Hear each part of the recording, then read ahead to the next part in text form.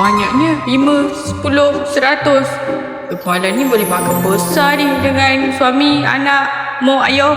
Boleh ni. Hari ni dah saya sampai cawangan Multi X Motor dekat IM7. Hari ni kenapa saya datang sini? Sebab korang nampak ini apa? Nampak tak Syul? Rebate RSX.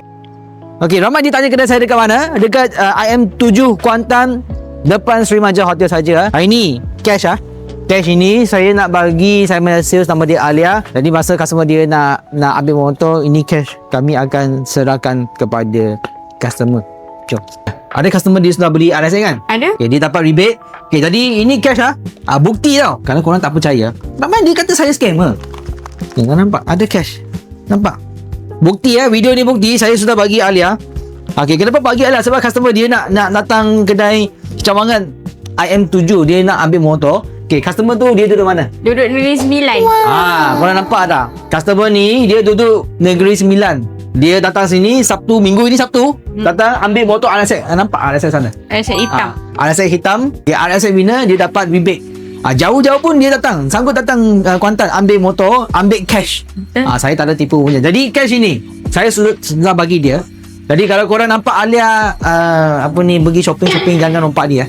Ini cash dia sudah ambil Lihat, kalau cash ni hilang dah buat apa? Beli motor lagi satu. Tak, kena tanggung. Pegang betul-betul, simpan supaya customer datang bagi customer. Dia ada customer dia cakap saya, customer bukan dari Negeri Sembilan. Alia tunjuk nombor plate RSX. Saya tak ada tipu Customer dia duduk Negeri Sembilan, dia pun request nak plate Negeri Sembilan juga. Warna hitam. Ini hitam stok tak tinggal banyak. Jadi customer dia akan datang sini ambil motor ni, cash pun dia dapat. Okey, selain daripada RSX, Alia, motor apa yang kami ada buat rebate? Rebate kita lagi satu model, kita ada Vario 160. Okey, ini tunjuk warna sana. Berapa? Rebate dapat 800. Okay, rebate 800. Ini kami pun bagi secara cash. Kalau korang tak percaya, nampak ini. Video saya tak akan keluar sebab Sabtu saya tak ada dalam kedai. Jadi inilah dia. Vario 160 800, RSX 1000. Rebate Vario 160 dengan RSX masih ada lagi. Jangan cakap saya scammer lagi Alia. Muka saya nampak scammer ke? Adalah sikit.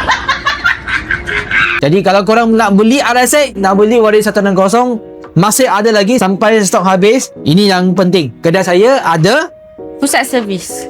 Kalau motor ada masalah, boleh direct dengan kita lah. Warranty ke apa-apa boleh direct dengan kami je lah. After sale jangan fikir lah. Ya, kami akan bertanggungjawab sepenuhnya.